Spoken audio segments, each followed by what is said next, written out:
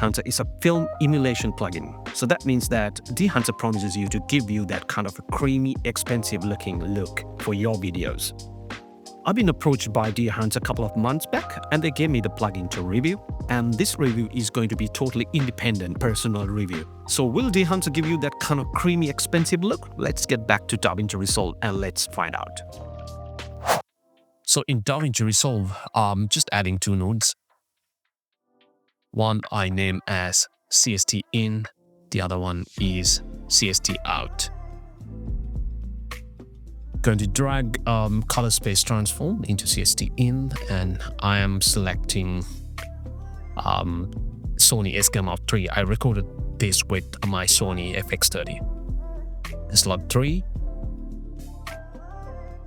DaVinci Wide Gamout, DaVinci Intermediate. This is my CST in, and my CST out, I'm selecting the opposite of that,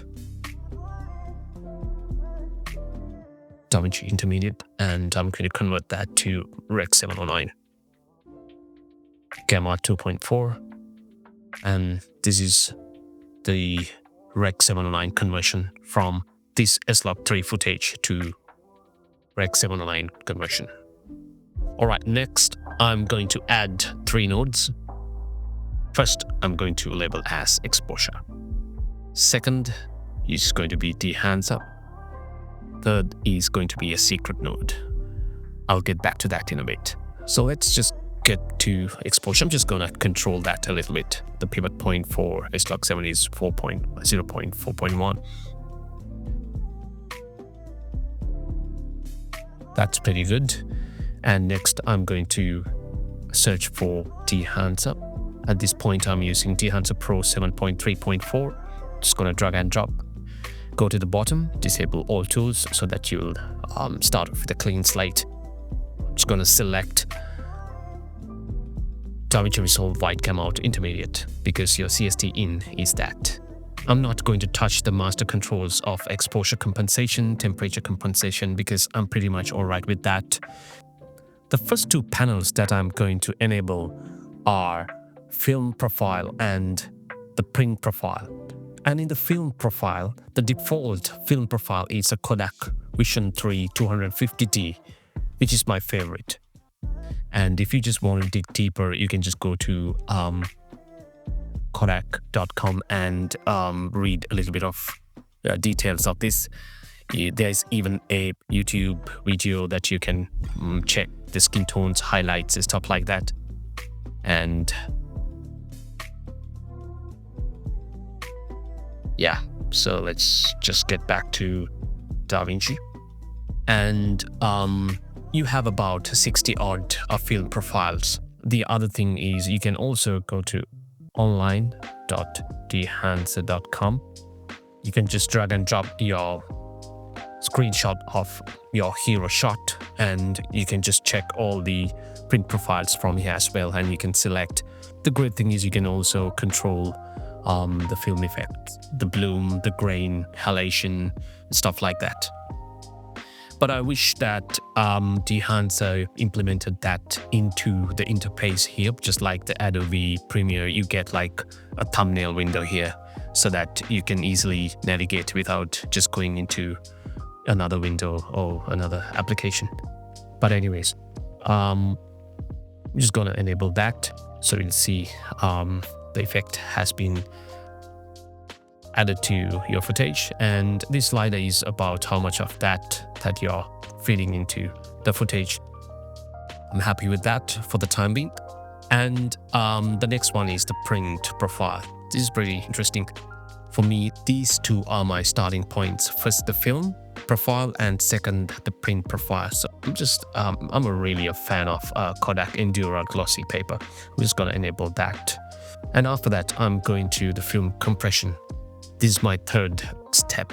Just gonna enable that. You will see the highlights are being crushed a little bit and the image is a bit saturated, which is fine by me. It works for me, and I'm just gonna play with the default slider positions. Works for me. And I'm going to select the color density and advance, put it for about that much. And the tonal range, just going to adjust it a bit. In the expand panel, I'm just going to enable that and adjusting the blacks a little bit. Yeah, right around that. And going to have the white points a bit and adjusting the white points a little bit. One of the other important tabs that I always go for when it comes to refining or getting the correct exposure of the skin tones is this monitor panel. When I enable that, you would see that it basically has this false color monitor. I wish they had labeled that, but I mean, if you know what false color is, it's not a problem. All right, so next is basically refining and getting that film look. And what I'm going to do is I'm just going to go to the film compression and adjust parameters a little bit. Color density, changing the color density a tiny bit of halation. These highlights, when I enable that, you would see the whole image is getting a bit warmer.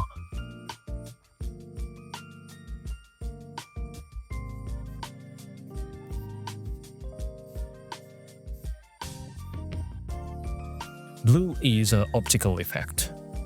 It's not a film effect. It's nice that Dehancer built both of these effects into the panel so that you have the full control. Yep, that's pretty much about those effects. I'm not going to go and go for the others because those are very creative effects. It doesn't work for every project you do, but you need to pick and choose what works for you. And then I'm just gonna select vignette. Just a little bit. Yeah, that's fine. So this is the raw footage. This is how much that we have come so far. And I'm just gonna select an area if we are losing any information. So as you can see, her hair is clipping in the shadow area. So what I'm going to do is I'm just going to go back to Dehancer, expand panel, and I'm just going to lift the shadows until around the minimum threshold so that I can see the details of her hair.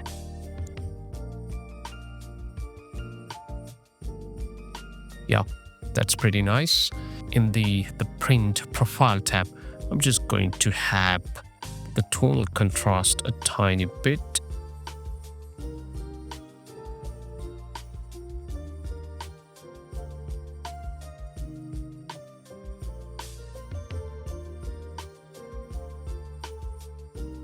Reducing the exposure a tiny bit. That's fine. All right, so let's get back to the fourth node, which is the secret node I mentioned before. So I'm just going to label now it as a skin.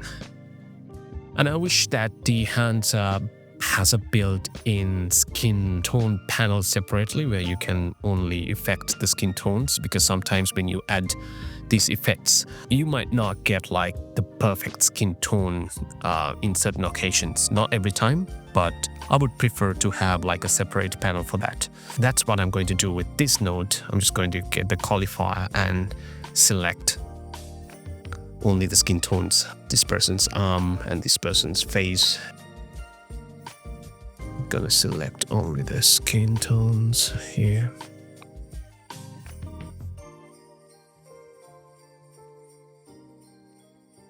Yeah, I'm fine with that.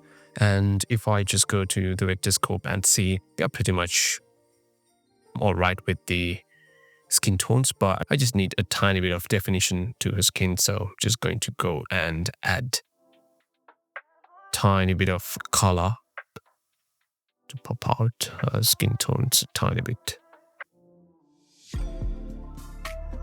Yeah, so this is without, this is with, without, with, without. Sometimes you might prefer without, but I prefer with.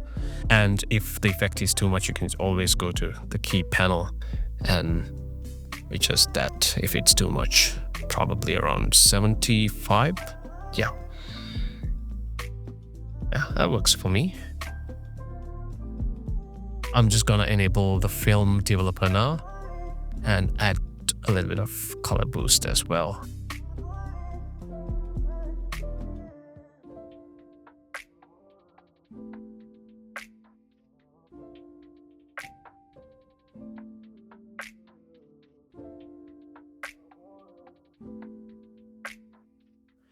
Yep, so this is the SLUG3 raw footage. This is the color that we have done. To me, it's a tiny bit overexposed if I check with this. So I'm going to do is I'm just going to go to the exposure node and bring down the exposure a tiny bit.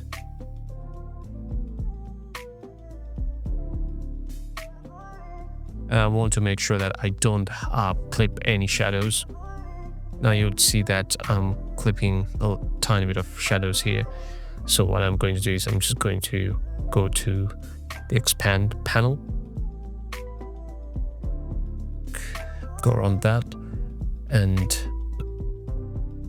lift shadows a tiny bit so that it will not really clip. Alright, so I'm pretty fine with that. So we can see how far that we have come. This is the SLUG footage straight from the camera. And this is the color grade. I'll just now go to the film grain and add a little bit of grain. You have to do this really carefully because overdoing film grain will really kill your footage and how it looks. That's pretty fine. That has that kind of really grainy picture. And you can enable film damage if you wish to, but I'm not going to use that in this footage. And it's good to have those things built in. Film breathe, I'm not really using that much. So if you just wanted to check all the parameters, you can just always go to dehancer.com/features, and they have listed almost every feature on Dehancer. Meters explained, including 60 plus film profiles. And they have these example projects.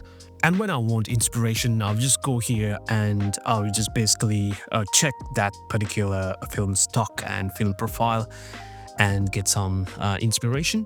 So it's pretty cool. So they have these interactive images that you can like really slide and see the effect.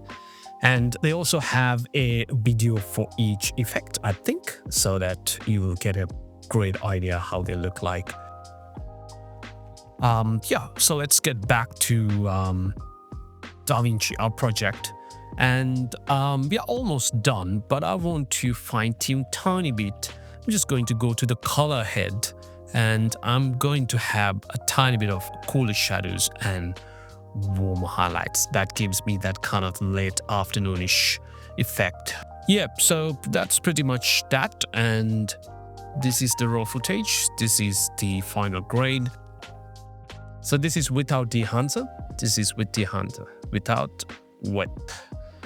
And yeah, I mean, like if I just disable Dehancer node, you would see that it's basically the Rec 709 conversion plus a little bit of exposure control. So basically the Dehancer really adds that kind of character, that interest, that cohesiveness to the scene from this stage to the final grade. So, talking about a few improvements or probably future implementations into Dehancer, I think number one for me is the skin tone control. And I understand that it's not really a film parameter and that you really bake your footage into the film. And so, but I wish that they had like a separate panel to control the skin tones, because sometimes you really appreciate that kind of control being there. And if I just disable this, you'd see that the skin tones are a little pale. And that's why I kind of always do have a skin tone node after whatever the LUT or the plugin. And few other improvements that I wish that it could be implemented in the future are basically the film profile viewer. And as I just explained before, had they implemented like a small thumbnail window here, it would have been really easy to view without just going into the web browser and just uploading your footage and navigating through the film stock and manipulating with effects. Probably my third one would be just to have more controls for halation and bloom. And if you just basically add the built-in halation in DaVinci Resolve, you see that you have like heaps of controls. And if I just disable the Dehancer halation, and if I go to the stock plugin halation, I think I quite appreciate how much of detail and how it kind of adds only to the highlights. When it comes to Dehancer, what I have seen is it kind of adds to shadows and highlights both. And probably my fourth wish would be, it's not really a film effect again, but it's more of an optical effect, just to have like a spherical blur to sort of emulate the anamorphic lenses. So having these four implemented, I think it's just going to be super plugin to have.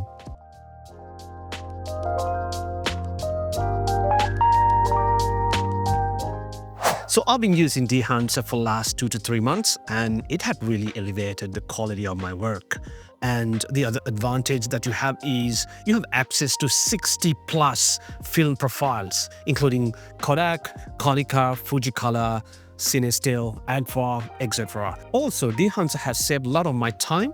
Instead of having a lot of nodes, I can just have one node and have Dehancer and control a lot of parameters. With that approach, it had saved a lot of my time. For the price you pay, you also have access to the Dehancer mobile app, where you can instantly get your footage graded with all the options that you get in the desktop version. So it's an added advantage. And also you have the access to online.dehancer.com web-based app where you can upload images and get that cinematic look. If you're planning to purchase Dehancer, just check the code in the description. You will be eligible for a discount for that.